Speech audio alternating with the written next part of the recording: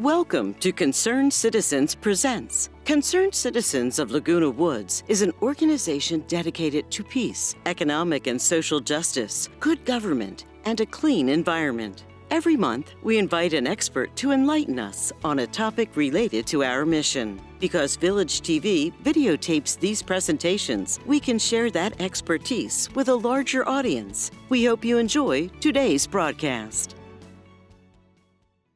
Hi, everybody. I get to do the fun stuff. I am so honored to introduce our speaker, Joel Goldstein. Joel earned his PhD in social psychology from the University of Kansas in 1966, having been supported by federal predoctoral fellowships. Watch for that. He was a professor in the psychology department of Carnegie Mellon University for 8 years, where he was awarded both federal and private research grants. Following that, he worked for 23 years as a civil servant at the National Institute of Mental Health and a variety of other U.S. public health service agencies. Joel's responsibilities in the public health service included administering the evaluation and awarding of research training and research grants in a variety of disciplines and liaison with federal science agencies. He was recognized by various components of the public health service with a variety of awards, including one presented to him by Vice President Al Gore for introducing small computers into the National Institute of Mental Health. During his career, he saw several examples of political interference in the awarding of research grants, which brings me back to the main point, that the relationship between the science community and federal agencies is critical, primarily contributing to the advancements we've seen over the last decades in a huge number of fields. Those advancements are now under threat, and Joel is certainly the person to give us a firsthand account of how the process works and what this could mean for us. And finally, Joel and his wife, Marcia, have been Laguna Woods residents for 24 years. He's the vice president of the Foundation of Laguna Woods Village and is active in the Camera Club, the Democratic Club, and of course Concerned Citizens, to name a few of these organizations. He also maintains his interest in science, being active in 2 science groups at Laguna Beach Senior Center. Please welcome Joel Goldstein. Thank you for coming. And thank you, Barbara, for that very nice introduction. Everybody hear me okay in the back? Yes. Okay. I come to this topic as a former researcher and federal research enabler, as Barbara has said. I had my graduate training and academic work supported by both private and government funding, and I understand what that means to a working scientist. Before I start, I'd like to ask, by a raise of hands, how many of you think that the current administration has some hostility to science? Well, I guess we can all go home. Well, what I propose to do is to talk about how the administration restricts science and why they do so. And how did this start? I was asked some months ago to review this book, Science Under Siege, by Mann and Holtz. This is an excellent book written by 2 scientists who specialize in, one of them in climate change and one of them in COVID research. And it details what happened to them as they tried to do their work and talk about it, and all of the trials and tribulations they went through, including death threats. It's an excellent book. It's organized around what they call the 5 Ps. These are the 5 types of individuals and institutions that have some hostility to science. Plutocrats are millionaires and billionaires who have a vested interest in certain science findings being promulgated and others being hidden. The petrostates are countries and international corporations that have a vested interest in fossil fuels being coal, natural gas, and petroleum. And paid promoters are organizations like the Heritage Foundation, which put forth Project 2025, and others that are paid to sell the administration's view of what reality is in areas of science. The paid promoters sometimes are supported by propagandists, or what they sometimes call the pros. These are people who tend to use social media to spin their version of the truth about science. They often spread conspiracy theories of a wide variety, and they're very much in harmony with, but not necessarily paid by those with vested interests. And finally, parts of the media can be a problem. Of course, we know that there is biased media. Mr. Murdoch owns a good chunk of the media in the world, and he is behind Fox News, and of course, they're an arm of the administration virtually. In addition, even the mainstream media sometimes gives undue weight to the other side of something that's well established. They don't always point out that the opposition to an established position is in dispute. They have this training from journalism school about giving equal time. We really don't need to hear arguments about why the earth is flat or not.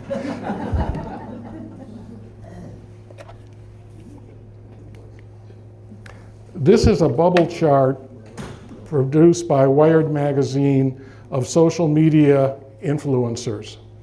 The size of the bubble indicates the size of the audience.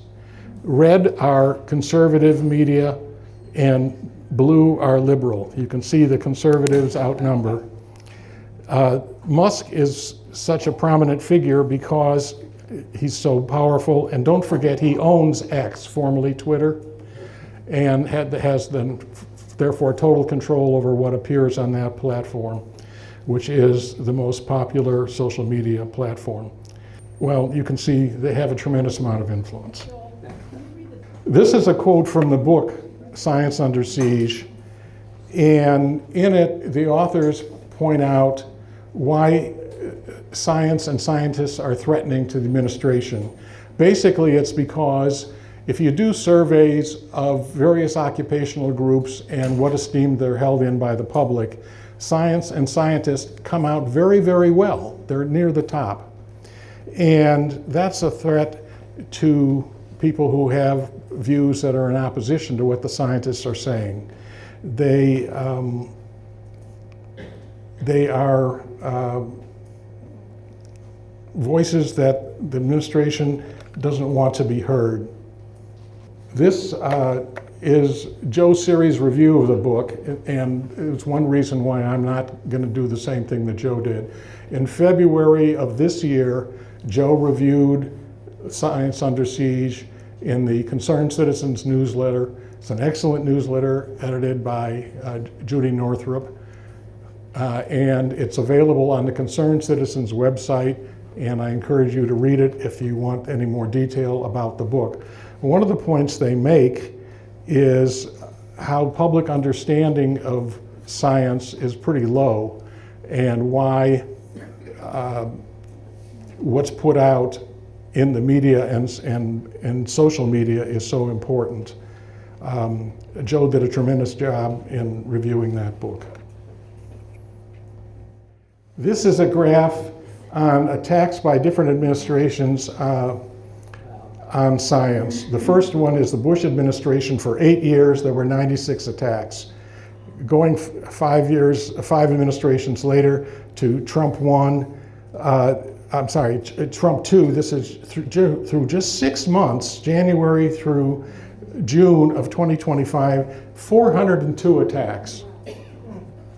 These data are from the Union of Concerned Scientists. And when they make an accusation, it's not just a wild accusation. Every accusation is documented. They show that by the end of July of this year, there were 594 different attacks. And this is a graph at the bottom of 18 months span of those attacks. And they're continuing. Here's an example of how they document. These are some of the health-related attacks.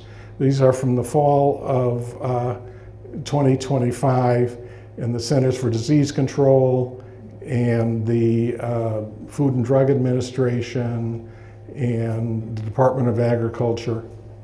But the point is, one can go online and search for Union of Concerned Scientists attacks on science and find the individual documentation for each of these 594 different attacks.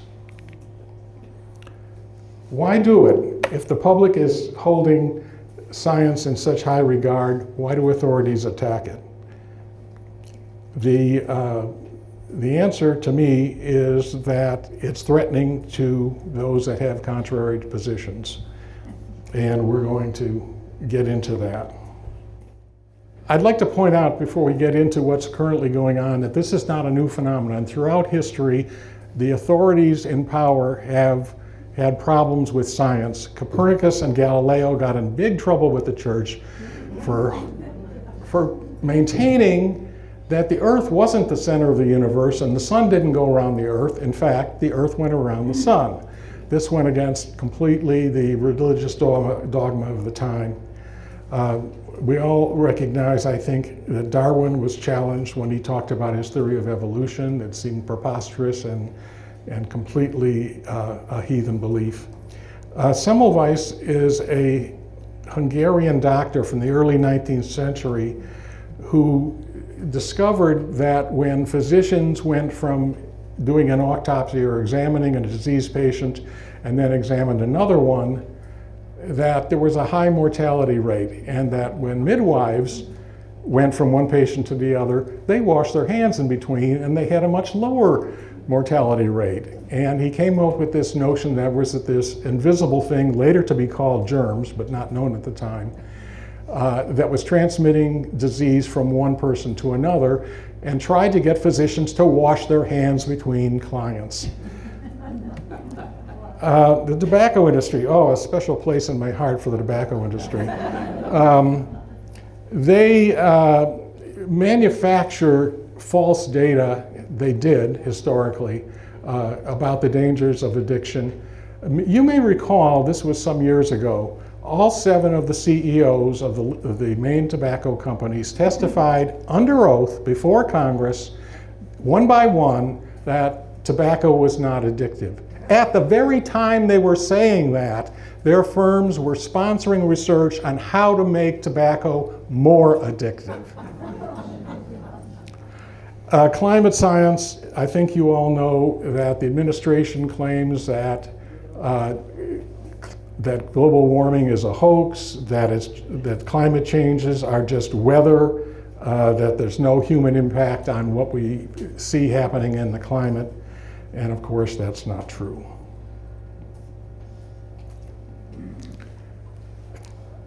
It's a threat to democracy in my point of view. I think we have an authoritarian government, and authoritarianism is about the power to control.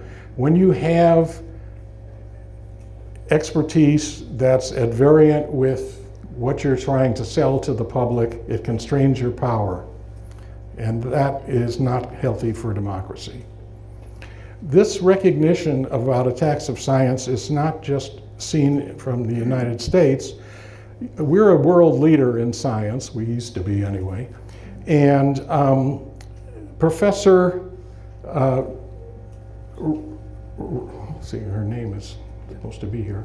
Raga is at the University College of London, and she studies attacks on science and other areas. These other areas that are not in the red box are things like corruption and foreign affairs and so on.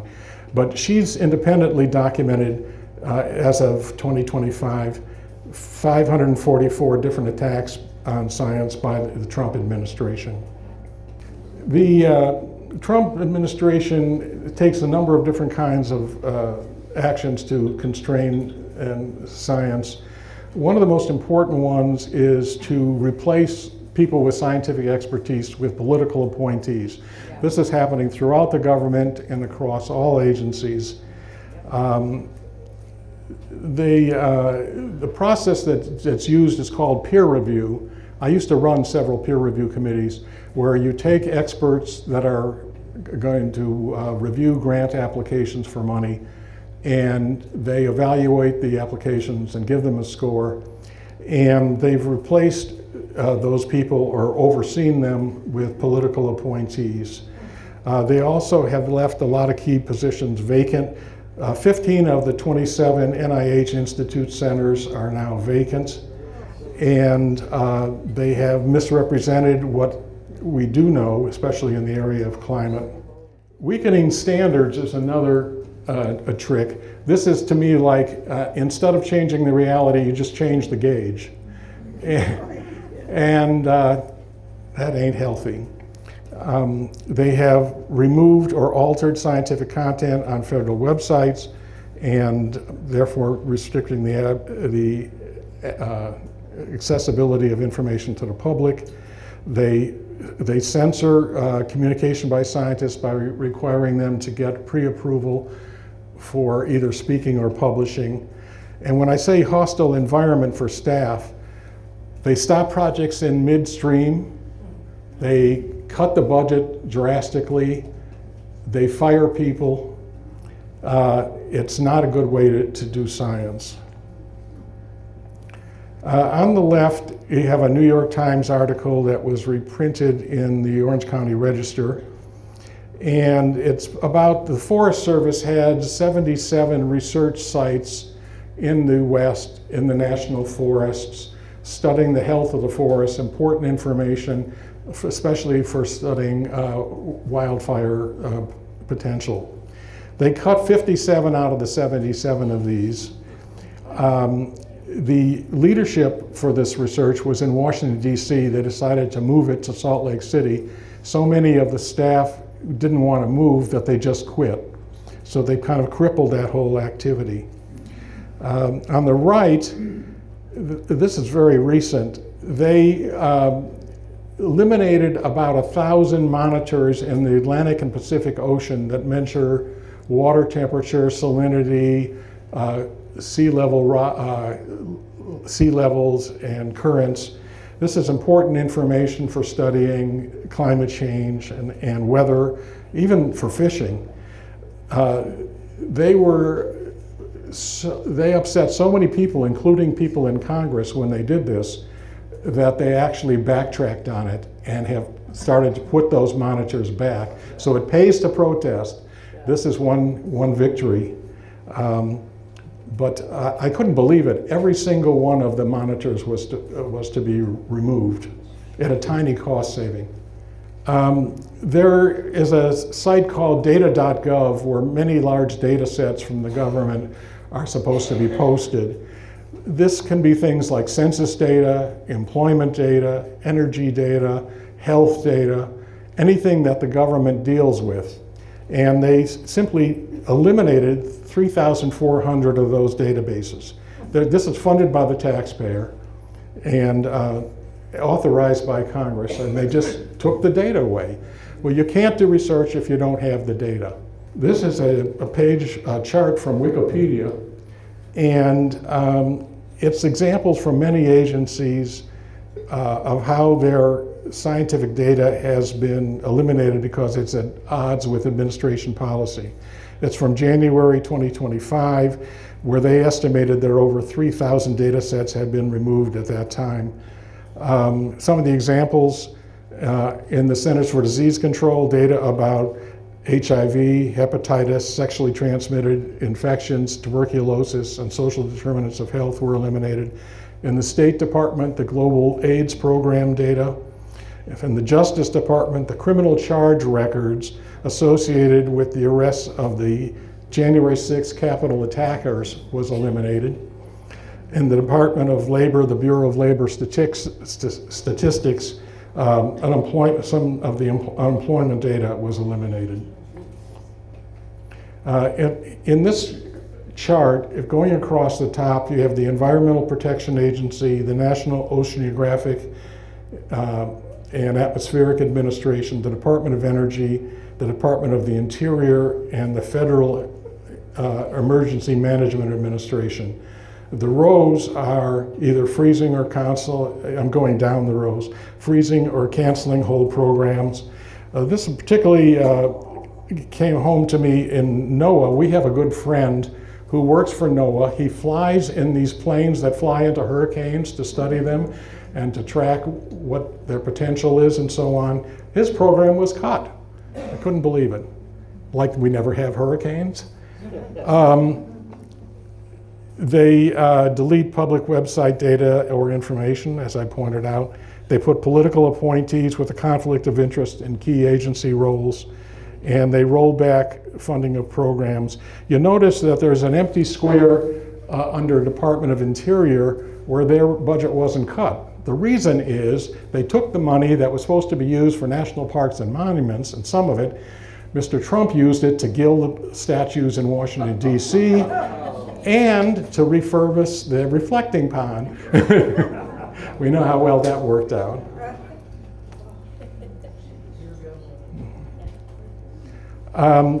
These advisory committees are critical to the work that agencies do because that tells the agency whether the applications for funds are any good and whether they can actually be successful. These committees are in various stages of interruption. Green is active, yellow is disrupted already, and red is terminated. The departments listed there are Agriculture, Health and Human Services, the Environmental Protection Agency, and the National Science Foundation, which has really come in for a terrible beating. The National Science Foundation, outside of clinical research, they support basically all other kinds of research in all disciplines.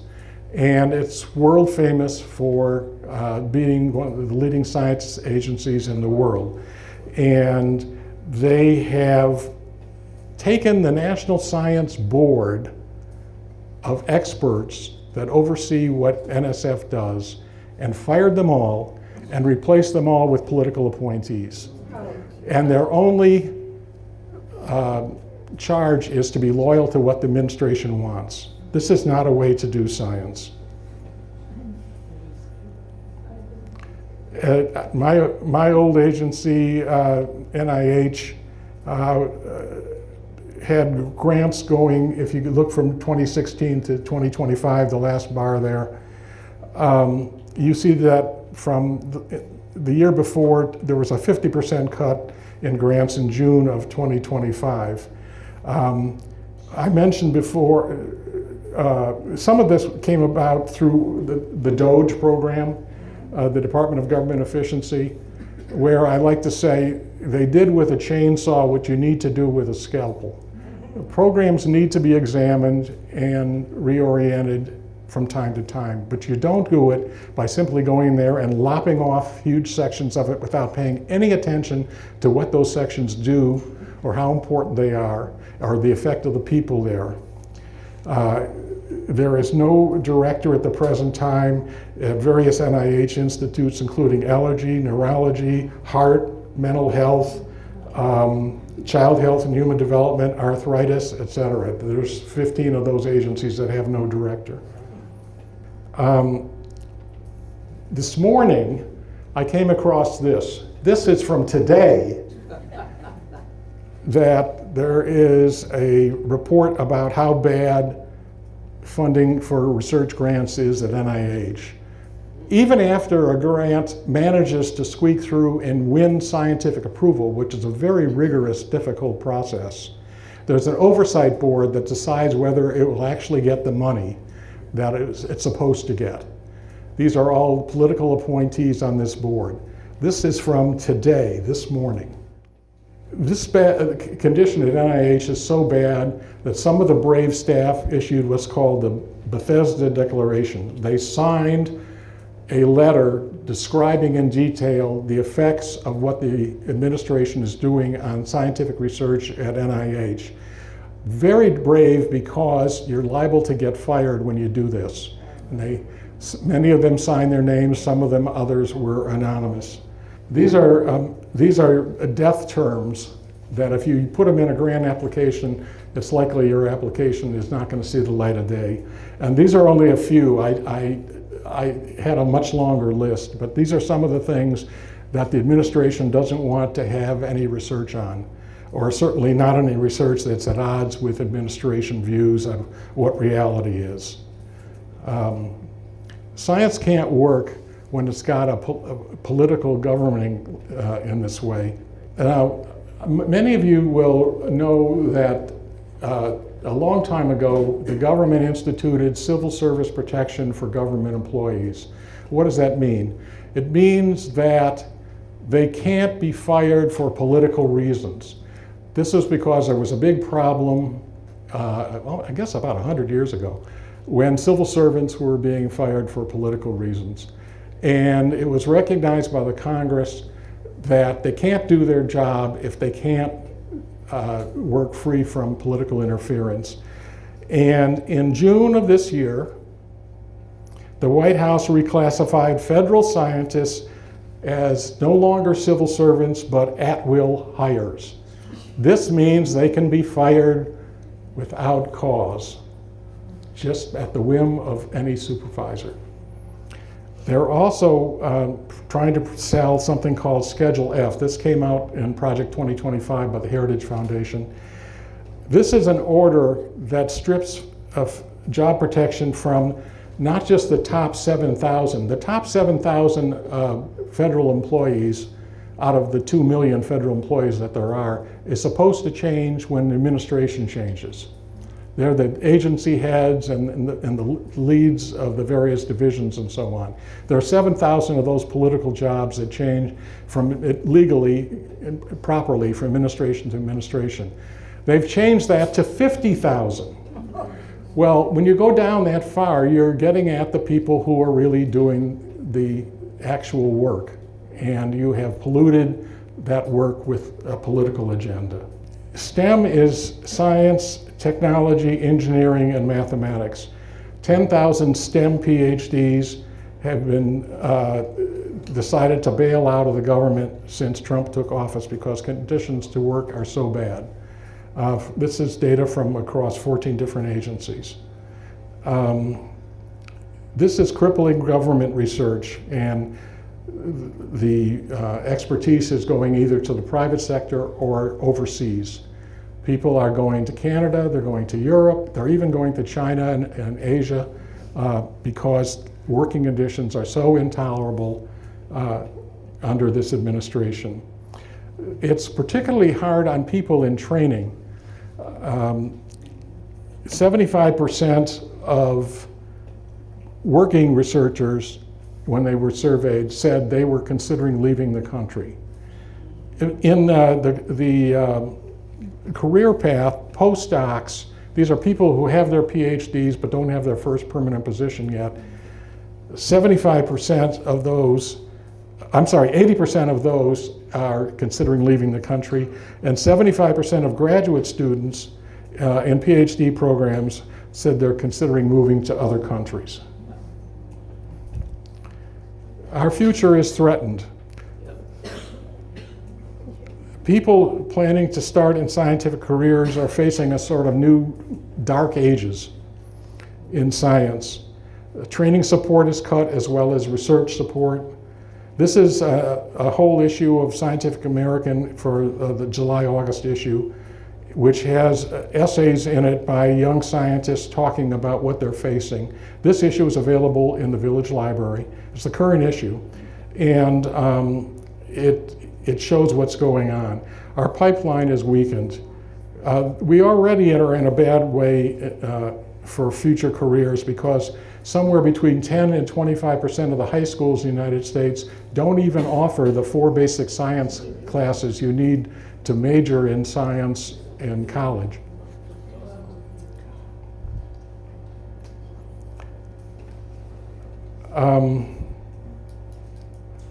why do it? Well, if you ask, if you can get an honest answer, they say, well, this is from the administration point of view, there's too many regulations, there's too much bureaucracy which slows things down, and it costs too much to do what the scientists would have us do. That's why we're instituting all of these changes. But when science is politicized, you get bad policy. Now, it's totally legitimate for the administration to try to implement its own policy agenda. That's why people vote, and that's what they run on, and that's what they're entitled to do. But when that policy is based on scientific information and evidence, and it's distorted, you get bad policy. And that's what's going on, in my opinion. This is going, in summary, authoritarians resist science because they want to maintain political and economic control. They have economic interests in the status quo. They have ideological commitments or social control. Basically, it comes down to maintaining power. Science, what it has to do is remain transparent. By transparency, I mean scientists have to make their data available for inspection. Their studies have to be replicated. They have to stand up to repeat observation and experimentation. If they don't, then there's something wrong. I like to say science is self-correcting, because eventually people will try to get to the right answer, because if the results don't pan out, other people will try to find out why. Everybody stands on the shoulders of the generations that go before them, and over the long run, you get the right answer. You have to have academic freedom within ethical constraints, of course, to study wherever the science will take you. And institutions that support science, such as universities and research institutes, have to be free of political independence. There are a number of organizations that fight for science. The main one is AAAS, the American Association for the Advancement of Science, which is a 177-year-old organization that's sort of an umbrella over all the disciplines, everything from astronomy to zoology, I say. They publish Science Magazine, which is a weekly that many scientists read, and they try to advocate for the interests of science in the country. The Union of Concerned Scientists provided a lot of the data that I showed you today. They lobby and they track these attacks. The other three are smaller, but they do good work. Research America, the National Science Policy Network, and FASIB, the Federation of Associations of Behavioral and Brain Sciences, concentrates mainly in sort of the biological sciences. So I leave you with this question. Can democracy survive if people lose trust in evidence? What can we as concerned citizens do, and I mean that with a small c, to protect scientific integrity? And I leave you with a question from a villager. And now I'm open to some questions. Thank you. Okay, we do have one question here. How do you think scientists can communicate more effectively to the public? One of the things I keep telling scientists when I used to speak to scientific groups when I was a liaison to various scientific organizations was, nowhere in the Constitution does it say the US government should support science. So you have an obligation to speak to the public, not to each other. And so I urge them to write for the popular media and to appear in the popular media and to be available for interviews and not just to talk to one another. Is the damage done repairable or not repairable?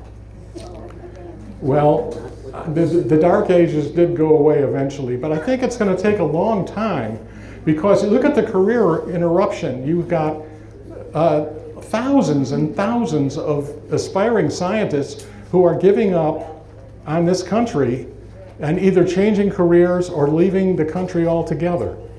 And the pipeline, it takes a long time. It took me 5 years to get my master's and my PhD. That's after college. It's a long pipeline. And when you disrupt that pipeline, the recovery period is going to become very long. And research projects that are interrupted in midstream might or might not be salvageable if a new administration comes in and is friendly. But maybe they will have lost the opportunity to complete the study because the clients or the patients or whatever they were studying is no longer available. So you lose momentum and you have a hard time recovering. So yes, in the long run, I think it's recoverable, but it's not going to be easy.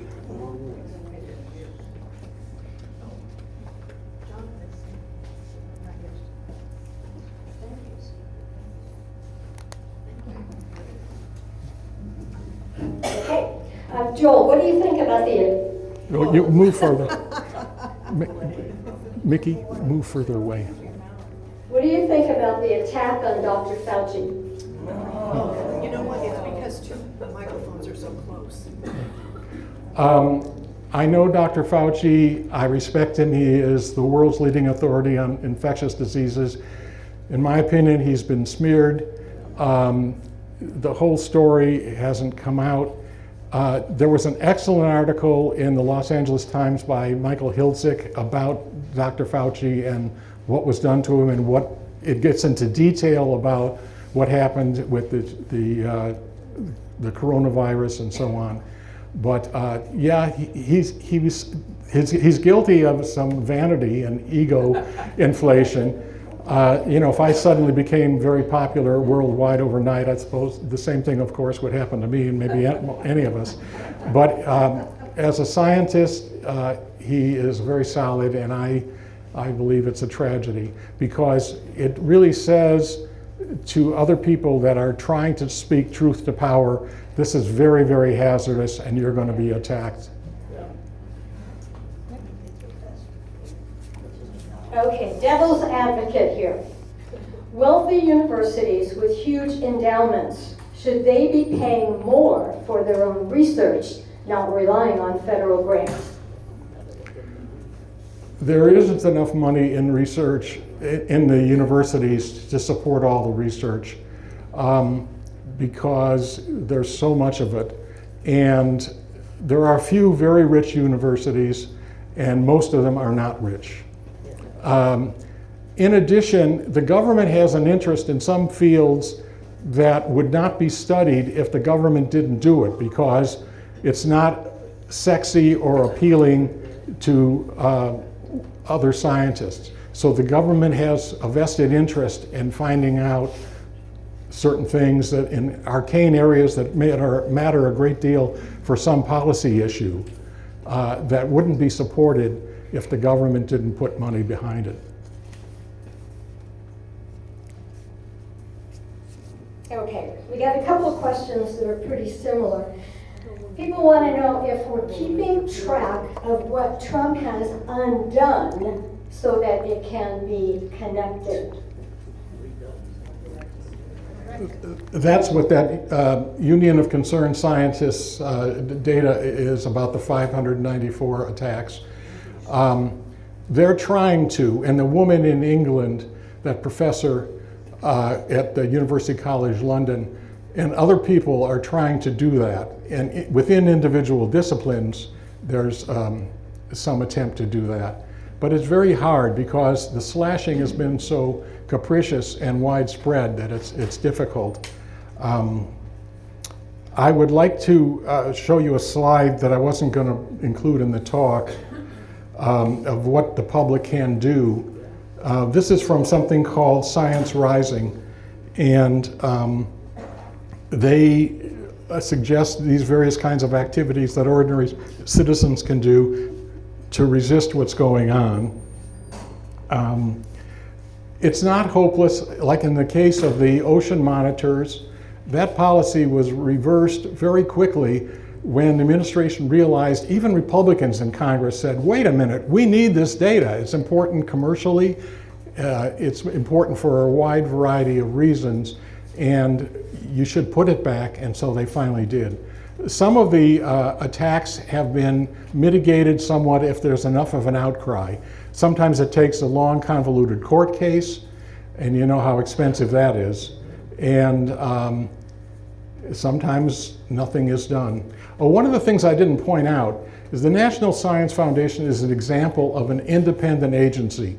There are some 20-some independent agencies in the country that were established by Congress that are not supposed to be under the control of the executive branch. Trump has removed and fired the heads of all of them except for the Federal Reserve. That one he didn't want to touch.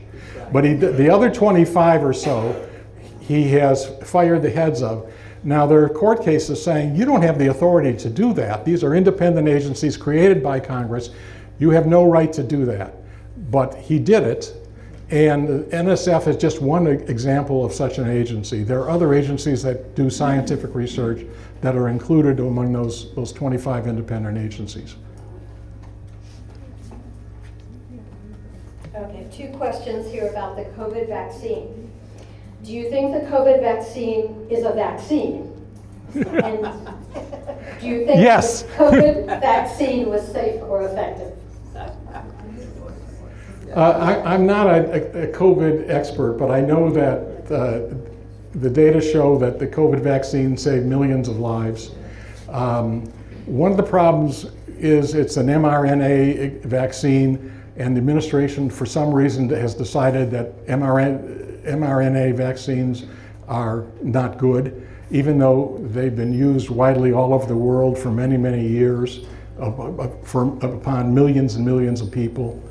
I don't want to get into the science in a particular area because I don't pretend that I understand and can speak to all areas of science, but I think he started out in a healthy way by fast-tracking the development of the original COVID vaccine the Trump administration did, but then he backtracked because the anti-vaxxers got a hold of him, and he put RFK Jr. in charge of Health and Human Services. I would like to quote one thing that RFK Jr. said that I agree with. He said, "I'm not a physician, nobody should take medical advice from me."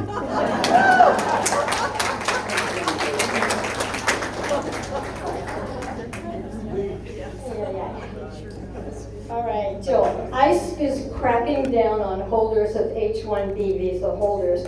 What is the impact on the scientific community? Well, I don't know exactly. People with HIV, obviously potentially contagious. They'll die if they're not treated. We have effective treatments now. Once they're in captivity, I doubt that they're getting that treatment. The medical treatment in these detention centers has been documented as being notoriously bad. People die in them all the time, even from mild pulmonary infections and so on. So I don't think it's good. That's really all I can say. I think they meant the H-1B, the immigration visa. H-1B visa holders. Oh, the H-1B visa holders. Oh, these are people that are granted visas because they have special expertise and they're allowed in the country because their expertise is needed. And we have a lot of healthcare professionals and technical professionals and scientists who are able to come into the country on H-1B visas. And when you cut them off, you're cutting yourself off from all this scientific expertise. You know, science is a worldwide activity, and it's quite good in many other countries, not only in Europe, but in Asia and India and China and so on. And if you prevent these people from coming here, they'll go somewhere else and we just lose out. Okay, as far as canceling all the scientific grants, do you know if there's a current lawsuit to stop the cancellations? There are many lawsuits. I'm not a lawyer. I don't know the status of them, but there have been many attempts to fight this. You know, under Trump's view of the unitary executive, you know, he's claiming all kinds of powers that usurp what Congress has done. A lot of these programs, after all, are congressional babies. They were established by Congress and authorized by Congress. But the problem is the money actually has to go through the Office of Management and Budget. Now, there's two important words there. Budget means they control the dollars. Management means they control what positions you have in your agency. And the director of OMB, Russell Voigt, is a diehard Trumper, of course, and he is instrumental in instituting a lot of these policies that are keeping this research from going forward. And ultimately, some of these cases will end up in the Supreme Court where anybody can guess what will happen. Okay, what is the effect of a lot of the inspector generals from all of the agencies being fired? These are the watchdogs. When there's something wrong in an agency, you're supposed to go to the inspector general and blow the whistle. And you're supposed to be protected as a whistleblower and able to report misconduct, fraud, corruption, anything bad that's going on in the agency. Well, when you take away the watchdogs, there are no guardrails anymore. So these political appointees that run the agencies can do whatever they want, no matter how egregious it is, and there's very little recourse. Sometimes people go to the press, as these science advocacy organizations that I mentioned try to fight back. But it makes it much, much harder when you take away the inspectors general. And they've done it not just in science agencies, in the Department of Defense, which needs it probably more than any other agency, given the size of its budget. It's a tragedy. Okay, we talked about all the deleted databases. This person wants to know, can't Google and AI recover the deleted databases? Not necessarily.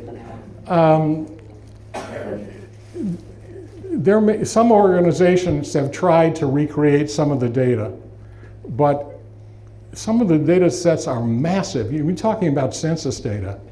You're talking about the counting of everybody in the country, and these data sets are extremely large and complex, and they're not easily recovered.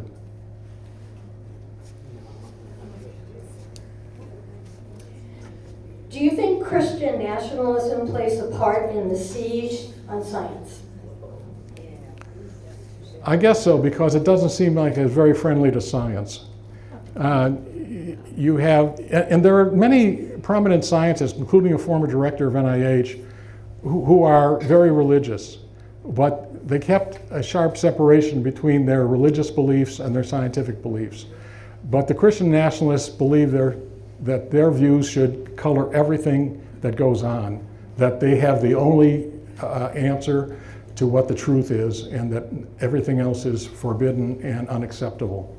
Therefore, yes, I think it's a problem for science.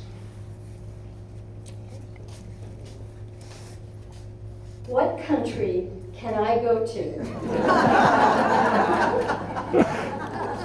for good health care? Well, if you've got the money, the United States has really good health care in a lot of specialty places. I'm not an expert in this area, and it's not science per se, but the countries that have single-payer health care do a pretty good job overall. Sometimes there are delays, but I can speak from personal experience. Marcia broke her ankle in New Zealand and was in the hospital for a week and had surgery on her leg and plates inserted and so on. That ankle is fine now, and the cost to us was $5 for the telephone in the room. And they change the paintings on the wall every once in a while, so she shouldn't be bored.